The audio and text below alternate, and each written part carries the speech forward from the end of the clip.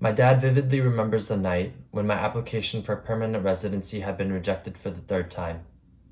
We had immigrated from Korea, and he had broken down crying because he didn't know if I would be able to stay in the US. Though I eventually became a citizen, I experienced racism and discrimination growing up that constantly made me feel like I didn't belong. When I came to Penn, I brought these struggles with me.